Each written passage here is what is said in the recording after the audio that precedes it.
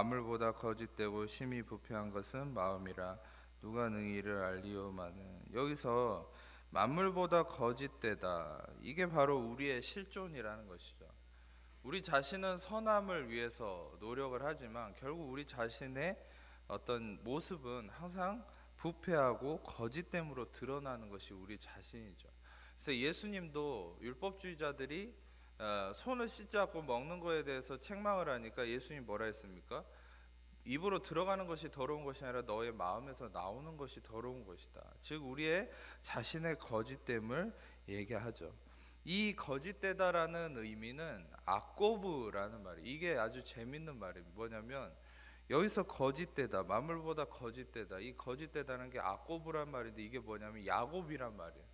그러니까 성경에 야곱이 나오지 않습니까? 그리고 이사야서에서는 실은 우리를 가리켜서 하나님이 너 지렁이 같은 야곱아 해서 우리의 실존을 가리키죠. 근데 우리를 야곱이라고 가리키는 것은 그런 어떤 이삭의 아들 야곱, 이것을 얘기하는 것이 아니라 바로 거짓되고 부패한 우리의 실존을 얘기하는 것이에요. 그래서 우리는 아무리 노력하고, 심지어는 여러분 우리가 슈퍼맨이 돼서 지구를 구하고 한 나라를 구제한다 해도 우리는 우리의 스스로의 힘으로는 의로워질 수 없는 이 근본적으로 부패하고 거짓된 존재가 우리 자신이었다라는 거예요. 그래서 실은 이제 이 상황을 얘기를 드린 이유는 바로 우리 자신은 절대 포도나무가 될 수 없다라는 거예요. 우리 자신은 절대 뭔가를 생산해낼 수 있는 사람이 아니다라는 거예요. 우리는 오직 참 포도나무이신 예수 그리스도만, 그 예수님만이 포도나무라는 것을 인정할 수밖에 없다는 것입니다. 아멘. 이것이 우리가 인정해야 될 첫 번째 진리입니다. 자, 2절에 넘어가면은 이제 요한복음 15장 2절에 넘어가서 이렇게 말씀하시죠.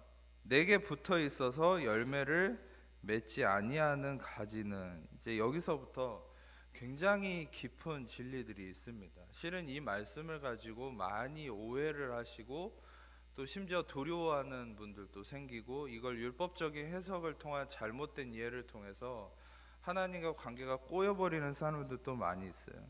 근데 지금 이 말씀을 통해 여러분들이 이제 진리를 알게 되고 깨닫게 될 것입니다. 뭐냐면, 자, 내게 붙어 있어서 열매를 맺지 아니하는 가지는, 이렇게 얘기했어요. 이 예수님께 붙어 있다, 내게 붙어 있다. 근데 원어로 보면 붙어라는 말이 없어요. 그냥 내게 있다라는 말까지밖에 없습니다. 내게 있다라는 게 뭐냐면 예수님 안에라는 말이에요. 그래서 있다라는 말은 에놀키조라는 말인데 이것은 인이라는 말이에요. 인, 무엇 안에. 그리고 심지어는 이것은 어떤 맹세 아래 놓인 자, 즉 우리는 그리스도의 십자가의 언약 아래 놓여 있는 사람들이죠. 십자가의 언약 아래 있는 자들로서, 즉 예수님 안에 있는 자들로서 우리의 자신의 현재 실존을 얘기하고 있어요. 내게 붙어 있어서 열매를 맺지 아니하는 가지, 이게 어떤 말입니까? 예수님의 십자가의 언약으로 말미암아 구원받았습니다. 하나님의 자녀가 됐어요. 그런데 우리의 삶에 열매가 없을 수도 있어요. 여전히 허물이 있고 여전히 부족함이 있고 문제와 죄의 습관이 있기 때문에 여전히 열매 맺지 못하는, 또 잘못된 행위의 문제가 드러날 수도 있다는 것이에요. 그래서 이것을 얘기하는 것이에요. 내게 붙어는 있지만, 바로 십자가의 언약 안에 있지만 아직 열매를 맺지 못하는 가지, 그런 사람들이 있을 수 있다는 것이죠. 자, 잘 들어보세요. 열매를 맺지 아니하는 가지는 아버지께서 그것을 제거해 버리신다. 그래서 이 말씀 때문에 많은 성도님들이 두려워하는 분들도 있어요. 이미 하나님의 자녀가 됐는데 요한복음 15장 보라고, 내가 구원받았지만 하나님 앞에서 그리스도 안에서 내가 내 삶에 열매를 맺지 못하면 하나님 나를 제거해 버린다. 심지어 이걸 가지고 구원이 취소된다라고 얘기하는 그런 이상한 사람들도 있어요. 말도 안 되는 얘기를 하는 것이죠. 왜인지 알려드릴게요. 자, 우리가 그리스도 안에 있지만 여전히 열매 맺지 못하고 허물이 드러날 수 있는데, 그런 상태에서 아버지께서 그것을 제거해 버리신다, 이 말이 원어적으로 여러분들이 말씀을 보게 되면 이렇게 볼 수 있어요. 여기서 아버지께서 그것을 제거해 버린다, 제거해 버린다. 이것은 그것을 어떤 끊어버린다는 게 아니에요. 자, 실제적으로 여러분들이 유대 그 지방을 가면 포도나무가 이런 어떤 사과나무 막 이런 것처럼 이 엄청난 둥그런 이 나무에 이 뭡니까 몸통이 있고 가지들이 이렇게 딱 이렇게 뻗어 있는 게 아니에요. 그러니까 몸통이 이렇게 있고 가지가 이렇게 뻗어 있는 게 아니라 포도나무는 막 이렇게 뒤엉켜 있습니다. 여러분 옛날에 등나무 아시죠? 그러니까 등나무처럼 이렇게 얇은 가지들이 서로 이렇게 다 이렇게 꽈져 있어요. 그 머리를 이렇게 뭡니까 이렇게 꼬듯이 다 이렇게 서로 엉켜서 꽈져 있어요. 그러면 이 농부들이 포도나무를 재배하는 농부들이 어떤 작업들을 주로 하냐면 그 가지들 중에 이렇게 바닥에 이렇게 깔려 있는 가지들이 있어요. 가지가 이렇게 여러분 포도나무 실제 보신 적 있어요? 이 어떤 나무 같은 거에 가지를 이렇게 다 올려놓거든요. 근데 그 가지들 중에 좀 말라가지고 생명력이 없는 것들은 땅바닥에 이렇게 떨어져 있습니다. 그럼 그것들은 열매를 맺지를 못해요. 그러면은 이 농부가 어떤 작업을 하냐면 그 땅바닥에 떨어져서 말라 죽어가는 그 가지, 사람들에게 밟혀지는 가지를 들어 올려서 나무 위에 얹어 놓습니다. 그러면 그 가지가 다시 열매를 맺게 돼요.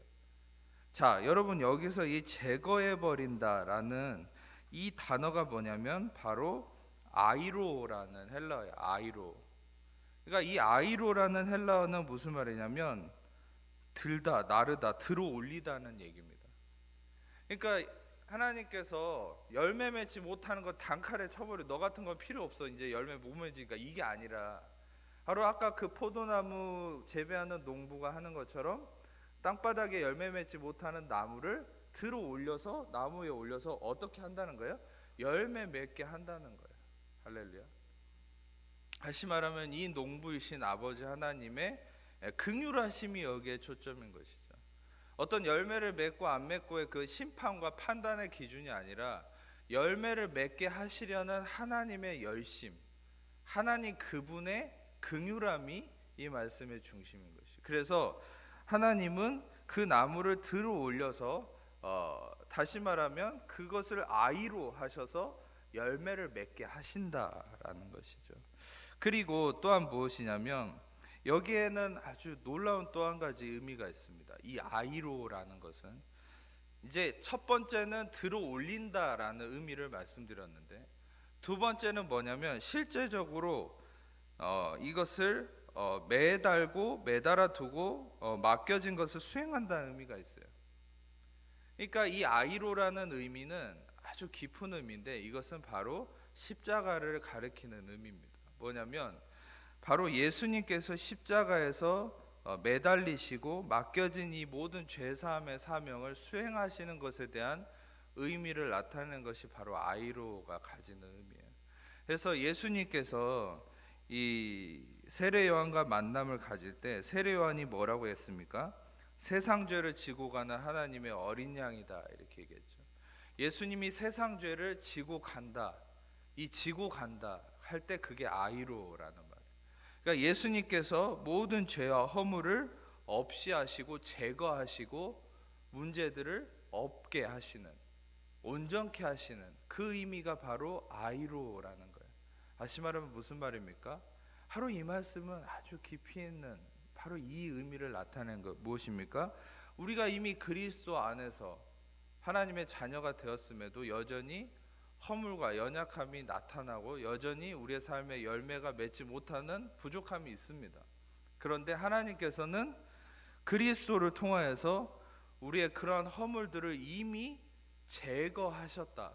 이미 우리의 그런 모든 잘못된 문제에 대한 것들을 이미 제거하셨다. 바로 십자가가 중심이 된 우리의 죄사함을 나타내는 이 진리가 바로 이 말씀이라는 것이에요. 할렐루야.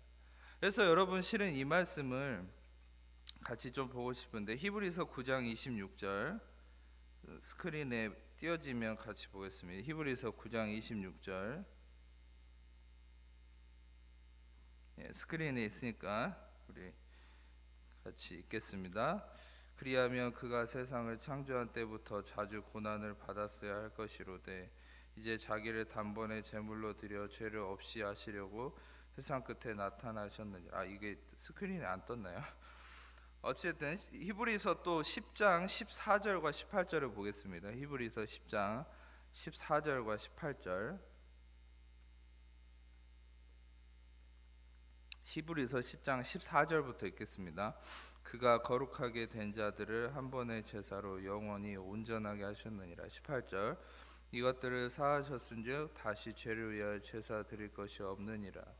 다시 말하면 여러분의 우리의 삶에 여전히 열매 맺지 못하고 그리스도 안에 있지만 여전히 허물과 문제가 넘쳐나는 우리 자신의 실존은 무엇이냐면, 그러한 것들이 없기 때문에 하나님 우리를 판단하고 심판한 것이 아니라 이미 그러한 우리 자신에 대해서도 그리스도께서 죄를 짊어지고 십자가를 지심으로 인한 그런 모든 우리의 허물을 이미 없이 하셨다. 우리를 이미 온전케 하셨다.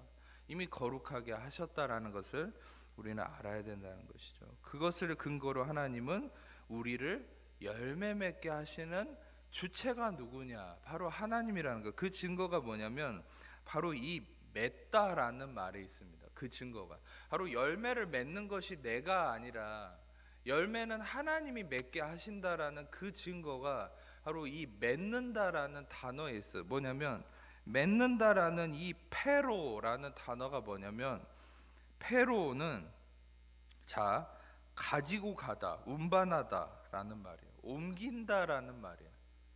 여러분 무슨 의미가 떠오르십니까? 운반하고 가지고 가고 옮기는 것은 내가 그것을 생산하는 것이 아니죠. 그것을 누군가가 생산을 해서 내가 그것을 운반하는 것 뿐인 것이에요. 다시 말하면 내가 통로일 뿐이라는 것이에요. 아멘. 아멘. 여러분들이 통로라는 것이에요. 여러분들이 생산하는 것이 아니라는 것이에요. 가지가 맺는 것은 여러분 우리는 그것을 흘려보내는 존재일 뿐이다라는 것이에요. 우리가 무엇을 생산하는 것에 대한 부담감을 갖지 마십시오. 여러분들이 의를 이루어내야 된다라는 부담감을 갖지 마세요. 바로 의가 되신 예수 그리스도가 여러분의 중심이 되면 될수록 저절로 여러분을 통해 의로움이 흘러가게 될 뿐입니다. 아멘. 근데 우리는 이 자꾸 그런 압박감이 있어요. 나를 통해 의를 이루어야 돼. 그럴수록 우리는 더 실패하게 되는 거예요. 의와 도덕성과 윤리성은 여러분들이 흘려보내는 작용으로서 하나님께서 그 의를 이루어내시는 그 의의 생산자는 바로 예수 그리스도라는 것이죠. 그래서 여러분 이 열매를 맺다라는 것의 주체는 무엇입니까? 바로 하나님께서 열매를 주시고 우리는 그것을 흘려보내는 자다, 옮기는 자다. 심지어는 이 맺는다라는 단어는 그냥 받는다라는 말이에요. 심지어는 그냥 받는다라는 것입니다. 우리는 의로움을 받는 것이에요. 우리는 그 열매를 먼저 그리스도를 통해 받아서 흘려내 보낼 뿐인 것입니다. 아멘. 여러분들의 삶에 이 열매를 이루시는 그리스도를 기대하십시오. 아멘. 자, 그래서 하나님께서 어떻게 예수님을 통해 말씀하십니까? 물은 열매를 맺는 가지는 더 열매를 맺게 하려고 그것을 깨끗하게 하신다. 물을 열매를 맺는 가지는 무엇입니까? 그리스도 안에서 또 어떤 지체들은 성숙함이 이루어져서 삶에 또 남을 돕고 선을 행하고 아름다운 모습을 나타내는 그런 모습들이 나타나죠. 또 내 자신도 이런 부분은 허물이 있지만 이런 부분은 또 잘못된 모습이 있을 수 있어요. 그러니까 잘 되는 모습이 있는 부분에 대해서, 즉 열매를 맺는 이 가지에 대해서 얘기하고 있죠. 열매를 맺는 가지는 어떻게 한다는 겁니까? 더 열매를 맺게 하려고 그것을 깨끗하게 하셨다. 다시 말하면 여기서 하나님의 행하시는 방법이 나와 있어요. 보통 우리가 잘못 이해하는 하나님의 모습은 열매를 더 맺게 하려고 막 심판을 하고 쪼아대고 막 쥐어짜는 거라고 생각해요. 막 열매를 맺게 하려고 더 정죄하면 열매가 맺는 것인가? 여러분 중요한 것은 여기에서 깨끗하게 하심으로 열매를 맺는다라는 원리입니다. 이것은 어떤 말씀과 상통이 되냐면 바로 가늠하던 현장에 붙잡힌 여인에게 예수님께서 나도 너를 정죄하지 아니하노니 죄를 짓지 말라 이렇게 얘기하시죠. 우리는 보통 잘못된 원리는 뭐냐면 죄를 짓지 마라 그러면 정죄하지 않겠다 이런 원리로 이어지죠. 여러분 이 세상에 그 원리대로 할 수 있는 사람 아무도 없습니다. 죄를 짓지 않으면 정죄하지 않겠다. 솔직히 이것은 그 누구도 따를 수 없는 것이죠. 근데 하나님께서 예수님을 통해 나타내시는 진리는 무엇이에요? 정죄하지 않을 테니까 죄를 짓지 말라. 무엇입니까? 바로 정죄하지 않는 값없는 용서가 임할 때 그때 그 값없는 용서의 은혜가 내 안에 쌓여질수록 우리는 죄를 짓지 않게 된다는 것이죠. 아멘.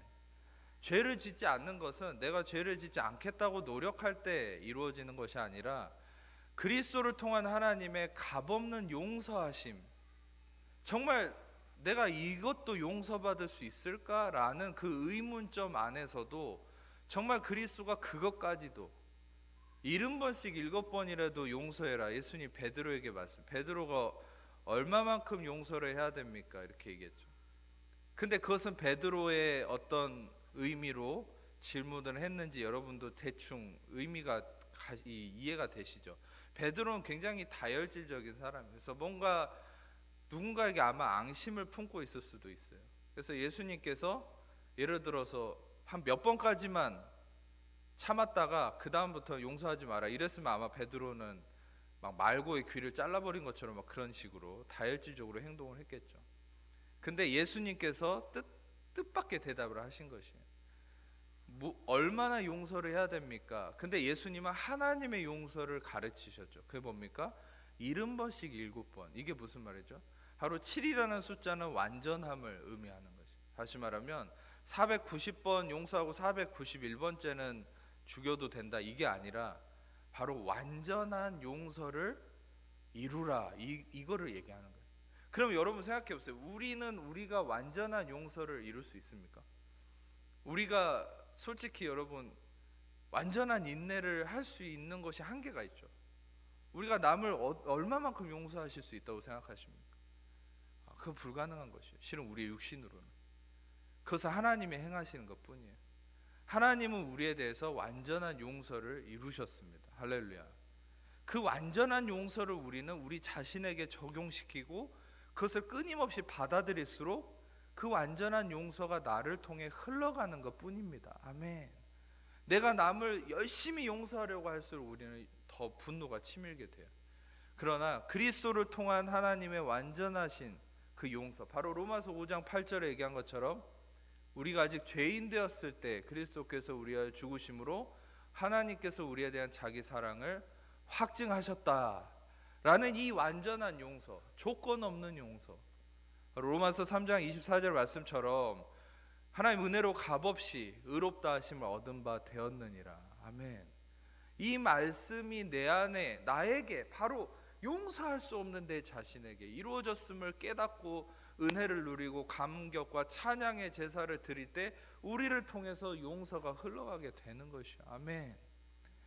여러분 실은 중요한 것은 우리 자신을 볼 때 여러분 우리는 남을 자꾸 생각하지만 항상 가장 중요한 건 내가 내 자신을 가장 용서하지 못하는 것이 가장 큰 문제입니다. 어떤 면에서는 남보다 오히려 자기 자신을 더 용서하지 못해요. 우리 자신을 볼 때. 그것은 무엇입니까? 늘 나 자신에 대한 정죄와 심판을 이렇게 생각하는 것이죠. 그럴수록 우리는 오히려 남에 대한 사랑을 흘려보낼 수가 없다는 것이에요. 근데 하나님 먼저 여러분 자신에 대한 용서를 받아들이기를 원하시는 거예요. 하나님 여러분 우리 자신을 먼저 완전함으로 용서하셨음을 깨달을 때 우리를 통해서 그 하나님의 용서와 사랑이 흘러간다는 것입니다. 아멘. 여러분들 자신에게 먼저 이 사랑과 은혜와 용서를 적용하십시오. 우리는 기독교 안에서 이 오해가 있어요. 물론 우리는 옆 사람을 생각할 수 있어야 되겠죠. 그런데 여러분 먼저 우리가 하나님과 관계는 퍼스널입니다. 먼저 하나님과 개인적 관계의 은혜를 통해서 바로 이웃과의 수평적인 관계가 퍼져나가는 것이죠. 근데 우리는 너무 수평적인 것을 우선시하다 보니까 결국에는 하나님과 관계가 희미해져 버린 거예요. 여러분, 먼저 하나님과의 수직의 관계를 통한 수평의 관계가 이루어지는 것이죠. 그게 영적 진리인 것이죠. 먼저 하나님의 완전한 용서를 하나님을 통해 완전히 받아들일 때 여러분들을 통해서 수평적인 이웃 사랑함에 대한 열매가 나오는 것입니다. 아멘. 예. 여러분, 그래서 하나님께서는 이 깨끗하게 하심으로 인한 열매 맺음, 이 원리를 이루셨다는 것이죠. 내가 너희를 깨끗하게 했다. 즉 무엇입니까? 깨끗하게 했다. 카타리조라는 말을 이번 주일날도 설교를 했지만, 내가 정결케 한 것을 너는 속되다고 하지 말라. 베드로에게 하나님 말씀하신 것이죠. 카타리소, 내가 깨끗하게 했다. 바로 그리스도의 피로 완전히 흠없고 점없는 완전한 것으로 만든 것을 여러분, 우리가 속되다고 할 수 없다는 것이죠. 그 행위의 변질 때문에 우리는, 여러분, 우리의 행위가 잘났을 때, 조금이라도 우리가 의롭다라고 인정을 받을 만할 때 그리스도께서 나를 위해 죽으신 것이 아니라, 아까 말씀드렸던 로마서 5장 8절의 말씀은 내가 죄인 되었을 때, 즉 다시 말하면 처절한 심판과 저주 아래 있어야 될 마땅한 그런 존재일 때 그리스도께서 나를 위해서 죽으심으로 사랑을 확증하셨다. 이것은 무엇입니까? 우리는 자격 없는 자로서 자격 없는 자가 누릴 정말 큰 은혜를 받았다는 것입니다. 그거는 자격 없는 자에게 주어지는 조건 없는 은혜라는 것입니다. 아멘. 여러분, 성경에서 얘기하는 은혜의 핵심은 무엇입니까? 그것은 자격 없는 자에게 주는 거예요. 자격이 있는 자에게 주는 것이 아니에요. 자격 없는 자에게 주는 거예요. 여러분, 그래서 그것이 우리에게 복음인 것입니다. 할렐루야. 왜입니까? 여러분, 여기 앉아 계신 또 저부터도 마찬가지로 우리가 하나님 앞에 조금이라도 선물을 받고 사랑을 받을 만한 자격이 있다고 내세울 수 있는 분 있습니까? 심지어는 저는 새벽기도 열심히 했으니까, 저는 성경 열심히 읽고 있으니까, 저는 열심히 경건생활하고 기도 하루에 몇 시간씩 하니까, 저는 나쁜 생각 품지 않았으니까 하나님, 저는 선물 받을 만합니다. 저는 사랑 받을 만합니다. 이렇게 주장할 수 있는 사람이 있을까요? 없습니다. 그 누구도 없는 것이에요. 여러분, 아까도 처음에 말씀드렸지만 우리의 마음에서는 끊임없는 거짓과 부패함이 솟아나죠. 그게 우리의 육신이고, 여러분, 그래서 우리 자신이 뭔가 하나님 앞에 자격을 가지고 그것을 근거로 뭔가를 받겠다고 얘기하는 것은 불가능하다는 것이죠. 그래서 하나님은 자격 없는 자에게 주시는 은혜를 그리스도를 통해 우리에게 부으셨다는 것이죠. 그래서 여러분, 우리의 자격은 무엇입니까? 좀 약간 역설적이고도 모순적인 원리지만, 우리가 가지고 있는 은혜를 받고 선물을 받을 수 있는 자격이 뭔지 아세요? 그것은 바로 자격 없음이라는 자격증입니다. 할렐루야. 좀 말이 안 되죠. 자격 없음이라는 자격증, 이걸 붙드세요. 하나님께 나아갈 때 우리가 하나님께 내세울 수 있는 게 하나 있어요. 그게 뭡니까? 하나님, 전 자격이 없습니다. 이게 하나님께 내세울 수 있는 거예요. 바로 하나님 그걸 보시고 기뻐하시고 그리스도의 십자가의 공로를 통한 값없는 용서와 은혜와 의의 선물을 매 순간 우리에게 부으신다는 겁니다. 할렐루야. 근데 우리 안에 내 육신의 의를 통한, 여러분, 경건생활 하는 거 좋습니다. 열심히 기도하고 새벽 기도하는 거 너무 훌륭한 거예요. 너무 훌륭한 겁니다. 예배 드리고, 지금 이 자리에 수요예배 하러 오신 분들 너무 훌륭하고 축복된 분들이십니다. 그런데 중요한 것은 그것이 바로 나의 그런 행위가 근거가 돼서, 하나님, 내가 이거 했으니까 나 괜찮죠. 나 괜찮은 사람이잖아요, 하나님. 그러니까 나한테 복을 주세요. 바로 그 순간부터 우리는 자격이 없어져 버리는 거예요. 왜? 내가 그것을 의지하는 순간 그것은 썩어질 바로 육신의 것이기 때문에. 바로 로마서 8장에 얘기한 것처럼 육신의 생각은 사망이고 영의 생각은 생명과 평안이라고 했기 때문이죠. 육신의 생각은 하나님과 원수가 되나니 이는 하나님 법에 굴복치 아니할 뿐 아니라 할 수도 없다라고 말씀하십니다. 여러분, 육신의 생각이라는 건 정욕적인 의미를 얘기하는 게 아니에요. 육신의 생각이라는 말은 바로 로마서에서 얘기하는, 8장에서 얘기하는 그 말씀은 7장과 이 문맥적으로 보셔야 되는데, 그 문맥적으로 보게 되는 진리의 그 말씀은 바로 육신의 생각이라는 것은 내 자아가, 바로 내 의가 중심된 생각이라는 거예요. 바로 영의 생각이라는 건 무엇입니까? 내가 아니라 그리스도가 중심된 생각, 그리스도의 십자가의 공로만이 인정받을 수 있는 생각, 나의 어떤 것도 인정할 수 없지만 오직 예수의 보혈의 공로만이 인정받을 만하다고 인정하는 나의 그 자격 없음을 내세우는 삶, 그래서 오직 예수님의 보혈의 공로만을 인정하는 삶, 그것이 바로 영의 생각이고 생명으로 이어지는 능력의 생각이라는 사실입니다. 여러분, 중요한 것은 우리를 열매 맺게 하는 것은 무엇입니까? 바로 우리의 자격 없음을 가지고 하나님께 나아갈 때, 우리의 자격 없음을 하나님 앞에 겸손하게 인정할 때 하나님께서는 그리스도의 자격이 있음, 바로 그리스도의 십자가의 그 자격을 우리에게 전가하심으로 인한 열매를 부으신다는 거예요. 우리가 열매 맺는 삶의 근거가 되는 것은 무엇입니까? 한 가지밖에 없어요.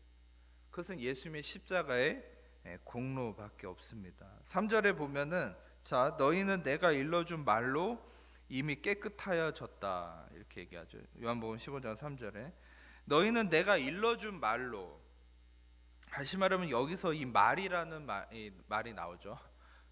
말이 좀 이상한데 말이라는 말이 나오는데, 이 말이라는 것은 로고스란 말 많이 들어보셨죠? 여러분, 말씀을 지칭할 때 두 가지 헬라어를 많이들 알고 계시죠? 로고스와 레마 해서. 근데 이게 쓰인 이 용도가 좀 다릅니다. 이제 나중에 여러분들에게 이것에 대해서 좀 깊이 있게 말씀을 나누겠지만, 보통 통상적으로 레마라는 것은, 이 로고스라고 하는 것은 뭐냐면 항상 있고 변함없는 불변하는 진리의 말씀을 로고스라고 해요. 그럼 레마는 뭐냐면 그 불변하는 진리의 말씀인 로고스가 설교를 듣거나 성경 말씀을 묵상하거나 통독하거나 여러모로 그 말씀을 내가 듣고 받아들였을 때 그 말씀이 내 안에서 관조가 고수를 찔러 쪼개고 변화시키고 새롭게 하는 역사로 이루어지죠.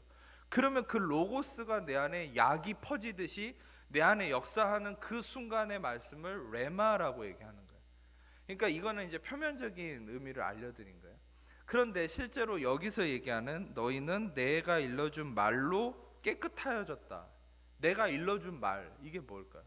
이 로고스는 항상 있고 불변하는 말씀이에요. 이거에 대한 비밀이 요한복음 1장 1절에 있습니다. 요한복음 1장 1절을 읽어보겠습니다. 요한복음 1장 1절,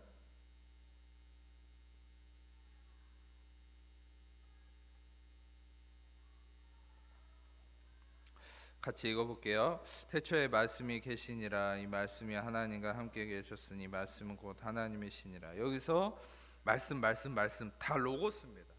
그러니까 헬라어는 굉장히 또 신기한 거는 각각 말씀이라는 단어가 나올 때 다 로고스가 아니고 다 레마가 아니에요. 예를 들어서 이런 말씀이 로마서에 믿음은 들음에서 나고 들음은 그리스도의 말씀으로 말미암았다. 이 말씀 들어보셨을 거예요.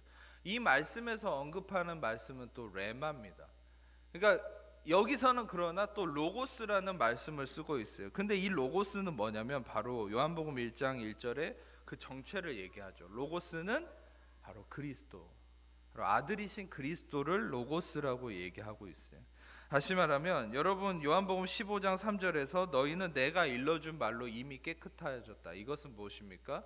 바로 내가 너희에게 보낸 이 그리스도, 항상 있고 불변하는 이 그리스도를 통하여서 너희는 이미 깨끗하여졌다. 할렐루야. 바로 이 그리스도가 무엇을 했기 때문에 깨끗하여진 것입니까? 이 3절에 깨끗하여졌다, 아까 카타로스라는 말은 뭐냐면 흠이 없고 점 없는, 즉 율법을 완전히 완성한 존재, 율법을 이루온 그런 의미인 것이죠. 다시 말하면 예수 그리스도가 율법을 이루셨기 때문에 법적인 신분 안에서 우리는 정결케 되었다, 바로 그리스도를 통한 정결함을 얻었다라는 것이죠. 바로 그리스도가 율법을 이루셨기 때문입니다. 왜 여러분, 시간이 좀 이렇게 갔지만 한 번 더 설명을 해드리자면, 왜 예수님이 율법을 이루시고 완성하신 것이 우리에게 정결함의 표징이 될까요? 이런 원리예요. 여러분, 율법은 우리의 죄악을 있는 그대로 다 까발립니다. 율법은 죄를 깨닫게 한다라고 성경은 얘기하죠. 율법 앞에서는 우리의 의로움이 아닌 죄가 드러나는 거예요. 예. 그런데 이 율법을 예수님이 우리를 대신해서 다 이루셨어요. 다 완성하셨어요. 그래서 무엇이 이루어집니까? 더 이상 우리의 죄를 까발릴 수 있는 어떤 장치나 도구도 이제는 없다는 것이에요. 할렐루야. 그리고 대신에 무엇이 우리에게 주어졌습니까? 율법이 이제 지나가고 그리스도의 피가 우리에게 흐르고 있어요. 그것은 무엇입니까? 우리의 죄를 까발리는 것이 아니라 그 피는 우리의 의로움을 증명하는 증거가 돼버린 거예요. 할렐루야. 그래서 여러분, 우리가 실수했어도, 우리가 허물이 있어도 사탄이라는 말이에요. 마귀의 이 사탄이라는 이름이 하사탄이라는 히브리어인데, 이것은 accuser, 바로 이 prosecutor라는 이 뭡니까? 이 참소자라는 말이에요. 다시 말하면 이 사단 마귀는 근본적으로 이 정죄하고 참소하는 자입니다. 다시 말하면 우리는 이 끊임없는 육신의 허물을 통한 마귀의 참소가 있죠. 삶 속에 부부싸움을 하건, 자녀에게 화를 내건, 또 잘못된 생각을 하건, 우리는 끊임없이 이 마귀가 우리의 생각 속에 그런 일이 있을 때마다 정죄감을 집어넣죠. 근데 여러분, 우리에게는 그 정죄감이 아무런 능력이 없어요. 로마서 8장 1절의 말씀처럼. 왜? 로마서 8장 1절이 뭐라고 증거합니까? 그러므로 이제 그리스도 예수 안에 있는 자에게는 결코 정죄함이 없나니 이는 그리스도 예수 안에 있는 생명의 성령의 법이 죄와 사망의 법에서 너를 우리를 해방하였습니다. 아멘. 여러분, 바로 죄와 사망의 법은 로마서 7장에서 이어지는 문맥적으로 율법을 얘기해요. 율법과 계명을 얘기해요. 그 율법과 계명은 더 이상 우리를 정죄할 수 있는 힘이 없다는 거예요. 왜? 예수 그리스도가, 즉 생명의 성령의 법인 예수 그리스도가, 그 피가, 십자가의 언약이 우리를 모든 율법으로부터 자유케 하셨기 때문입니다. 할렐루야. 갈라디아서 3장 말씀을 좀 같이 보겠습니다. 갈라디아서 3장 13절, 갈라디아서 3장 13절과 14절을 같이 읽겠습니다. 갈라디아서 3장 13절과 14절 같이 읽겠습니다. 그리스도께서 우리를 위하여 저주를 받은 바 되사 율법의 저주에서 우리를 속량하셨으니 기록된 바 나무에 달린 자마다 저주 아래 있는 자라 하였음이라. 이는 그리스도 예수 안에서 아브라함의 복이 이방인에게 미치게 하고 또 우리로 하여금 믿음으로 말미암아 성령의 약속을 받게 하려 함이라. 아멘. 바로 예수님이 저주를 받아서 율법의 저주 아래서 우리를 속량하시고, 무엇입니까? 우리를 빼냈다는 것이죠. 그분이 율법의 저주 아래 갇히고 율법을 이루심으로 더 이상 우리는 율법의 저주, 즉 무엇이죠? 율법이 우리를 정죄함에 이르지 않고 이제는 그리스도의 피가 우리를 의롭다 하심에 이르는 자가 되었다. 여러분, 그래서 우리 성도들이 끊임없이 싸워야 될 부분이 있습니다. 그것은 뭐냐면 죄를 안 짓기 위해서 싸우는 것이 아니에요. 여러분, 죄라는 개념은 실은 너무도 방대합니다. 어떤 면에서 우리는 보통 정욕적인 부분만 죄라고 생각하는데, 심지어 성경의 모든 부분에서는 믿음이 없는 것도 죄고, 의심하는 것도 죄고, 남을 미워하는 것도 죄고, 모든 게 다 죄예요. 실은 여러분, 그 누구도 그 어떤 순간도 우리의 육신의 허물을 통한 이 죄의 영역을 벗어날 수가 없는 것이에요. 어떤 면에서는. 그런데 여러분, 이 말씀을 드리는 것은 우리가 죄를 지어도 괜찮다라는 게 절대 아닙니다. 오히려 저는 나중에 말씀을 통해서 더 깊이 나누겠지만 여러분들에게 이 핵심을 말씀드리는 거예요. 뭐냐면 우리는 죄를 안 지으려고 몸부림치는 존재가 아니라 우리는, 잘 들으세요, 우리는 죄를 이기는 자가 되었다라는 거예요. 아멘. 자, 다시 한번, 우리는 죄를 안 지으려고 몸부림치는 자가 아니라 우리는 죄를 다스리고 이기는 자다라는 거예요. 로마서 6장 14절의 말씀처럼 죄가 너희를 주장하지 못하리. 이는 너희가 법 아래 있지 않고, 율법 아래 있지 않고, 노모스라고 얘기하죠. 율법 아래 있지 않고 은혜 아래 있습니다. 즉 우리가 은혜 아래 있을 때에 죄가 우리를 주장하지 못한다, 다스리지 못한다, 통치하지 못한다라는 것이에요. 여러분, 저는 과감히 말씀드리면 남성분들 실은 뭐 술, 담배나 또 여러 가지 죄된 것들이나 여성분들도 그렇고 우리가 어떤 우리의 연약함에 있어서 이런 복음을 나누면 그럼 목사님 어떻게 죄를 이깁니까? 죄를 이기려면 노력을 해야 되지 않습니까? 오히려 여러분 그 노력하는 것 때문에 더 묶이는 거예요. 왜? 내 육신으로 하려고 하니까 육신은 더 그 안에 묶여버리거든요. 육신의 작용이라는 거. 이게 비슷하게 이 비유를 들자면 이런 거예요. 예를 들어서 여러분 잘 보세요. 지금부터 라면 생각하지 마세요. 그래서 라면 생각 안 나는 분들 있습니까? 그러면 여러분들은 이미 예수님이에요. 할렐루야. 근데 우리는 육신이 있고 있기 때문에 라면 생각하지 마라. 아니면 또는 빨간색 생각하지 마세요. 절대 빨간색 생각하면 죽습니다. 절대 하지 마세요. 저주받습니다. 그래도 생각나죠. 저주받을까봐 두려워도 생각나죠. 그게 육신이에요. 하지 말라고 하고 막 죽으라고 협박해도 하지 말라고 뭔가 명령을 하면 계속 그것을 향해 달려가는 게 육신의 속성이에요.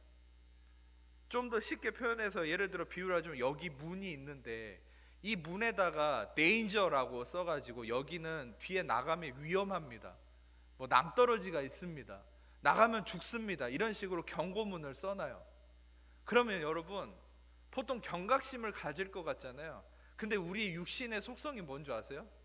위험하다고 써놓으면 더 거기 확인하고 싶은 거예요. 그것을 한번 보고 싶은 게 그 육신의 속성. 그러니까 여러분 육신이라는 것은 그것을 하지 마라 해서 이룰 수 있는 것이 아니라는 거예요. 그런데 성경은 뭐라 얘기합니까? 죄를 이기는 방법이 있다는 거예요. 이기는 방법. 죄를 안 짓는 방법이 아니라 이기는 방법이 있다. 그게 뭐냐? 바로 은혜 안에 거하는 것이다. 바로 은혜 아래 거한다는 것은 무엇입니까? 바로 우리의 행위적 노력을 통한 열매 맺음의 삶이 아니라 이미 열매가 되신 그리스도 안에 거할 때에 이미 열매가 되신 그리스도의 그 값없는 은혜와 용서를 받아들이고 그 은혜만을 바라볼 때에 그 용서와 은혜와 그 예수님의 사랑이 나로 하여금 죄를 이기게 한다는 것이에요. 아멘. 자, 예를 들어서 적용점을 말씀드릴게요. 쉽게 표현하면 예를 들어서 그런 분들이 있어요. 이제 화를 막 잘 내시는 분이 있어요. 또는 술을 막 너무 필요 이상으로 많이 마시고 또는 어떤 분들은 막 의심이 자주 일어나는 분들이 있어요. 그러면 그런 죄된 습관이 일어날 때마다 우리 안에 일어나는 게 뭡니까? 정죄감이죠. condemnation, 즉 정죄감이 일어나요. 그 정죄감은 무엇으로 이어집니까? 바로 그 정죄감이 나를 죽이는 거예요. 계속 그 정죄감으로 인한 죄책감이 우리를 또 죄짓게 만들어요.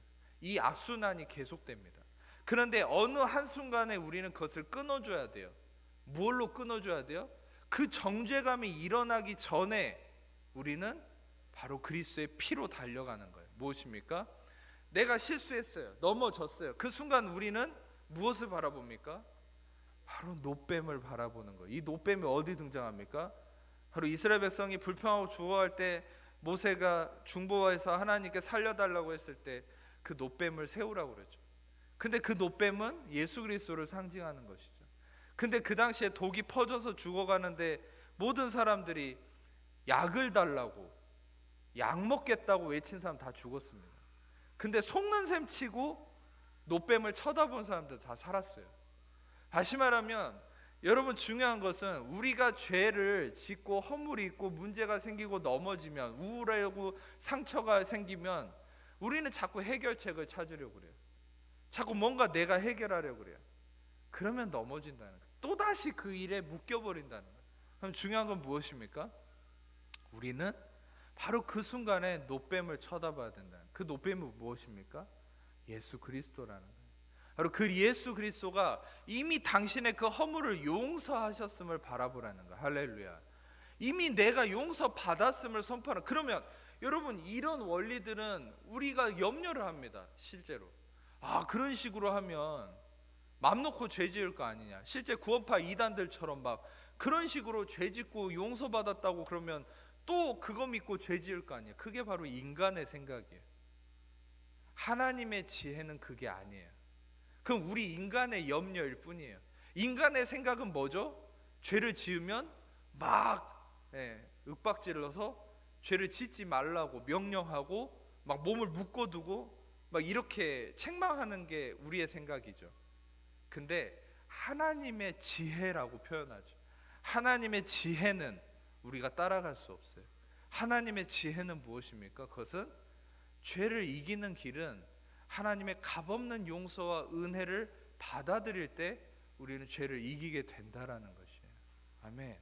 그래서 우리가 죄를 짓고 그냥 용서 받으니까 또 죄 지어도 돼, 이게 아니에요.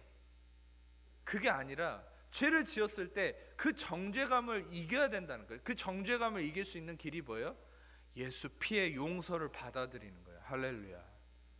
예수의 피로 내가 의로워졌음을 선포하는 거예요. 여러분, 그래서 제가 여러분들에게 즉각적인 처방을 하나 드릴게요. 그건 뭐냐면, 여러분 마음에 좀이라도 우울해지거나 죄책감이 생기고 막 마음이 무거워질 때마다 그것을 막 이겨보려고 막 노력하고 또 막 기도하고 그럴 필요 없어요. 기도도 중요하지만 먼저 하셔야 될 게 있어요. 그게 뭐냐면 간단합니다. 저를 따라해서 선포해 보겠습니다. 예수의 피로 나는 의롭습니다. 예수의 피로 나는 의롭습니다. 예수의 피로 나는 의롭습니다. 이것을 마음의 평안함이 올 때까지 선포하는 거예요. 그러면 그때 마귀가 떠나갑니다. 할렐루야. 왜냐하면 이게 바로 진리라는 것이에요. 바로 예수의 피로 의롭다함을 선포할 때 그 어떤 것도 여러분을 정죄할 수 있는 권한이 없어요. 그 보혈 앞에서는. 아멘. 그런 내 행위로 마치 아담처럼 내 행위로 무화과 나뭇잎으로 나의 수치와 두려움을 막 가리려고 노력할수록 우리의 수치와 두려움은 더 드러나게 돼 있어요. 그러나 거기다가 가죽옷을 입히셨죠. 바로 피 흘림의 가죽옷을 입히셨어요. 바로 예수 피 흘림의 그 가죽옷, 그리스도의 옷을 입는 겁니다. 그때 여러분들은 승리할 수 있는 거예요. 그 그리스도의 옷을 입는 것이 무엇입니까? 나 스스로에게 선포하는 거예요. 부대 생활할 때도, 여러분 주부로서 가정에 있을 때도, 길을 갈 때도 모든 순간에 예수의 피로 나는 의롭습니다. 예수의 피로 나는 이미 의롭습니다. 나는 이미 용서받았습니다. 주님 찬양합니다. 이 진리를 선포할 때 마귀는 어떤 루트로도 여러분을 티끌만큼도 건드릴 수 없다는 사실이에요. 아멘. 바로 그 보혈의 피의 공로를 믿는 것이, 그 은혜 아래 거하는 것이 바로 여러분이 승리하는 길이라는 것이에요. 바로 여러분이 정결케 되고 하나님의 은혜 아래서 열매 맺는 삶의 비결은 어디 있습니까? 바로 값없는 예수의 피의 공로에 그 은혜를 의지하고 그 은혜를 선포하는 삶에 있다는 것입니다. 여러분, 오늘 또 여러분들의 삶에 그 은혜를 통한 귀한 열매가 저는 가득해지기를 원합니다. 여러분이 정말 죄를 이기는 자가 되기를 원합니다. 그런데 그 죄를 이기고 삶의 의로움이 나타나는 것은 나의 노력으로 되는 것이 아니라 이미 이루어 주신 예수의 피의 공로 안에서 여러분들이 그 은혜 지시하심, 그 은혜 말씀을 따라 나아갈 때 여러분들의 삶에 열매가 나온다는 것이에요. 그 말씀을 따라 나가는 삶은 무엇이에요? 내 노력으로 뭔가를 지키려고 하는 것이 아니라 이미 예수님이 이루신 것을 그냥 선포하는 거예요. 선포하는 거예요. 아멘. 자꾸 믿음을 선포하세요. 진리를 선포하세요. 제가 이것만 말씀 나누고 마치겠습니다. 종이 하는 일은 뭐죠? 종은 막 땀 흘리면서 뭘 이렇게 몸부림치는 거예요. 그게 종의 모습이에요. 근데 왕이 하는 일은 뭡니까? 왕은 명령하죠. 여러분, 오늘 새벽에 말씀을 나눴지만 너희는 다시 무서워하는 종의 영을 받지 아니하고 우리는 양자의 영, 자녀의 영을 받았으므로 하나님 아바 아버지라 부르짖는다고 했죠. 여러분과 저는 종의 영을 받지 않았어요. 아멘. 우리는 자녀의 영을 받았어요. 아멘. 그것은 무엇입니까? 우리는 종처럼 땀을 뻘뻘 흘리면서 고통스러워하면서 막 이렇게 고된 삶을 사는 그런 것이 아니라 왕으로서 우리는 명령하고 선포하는 삶이 바로 우리의 신분이라는 거예요.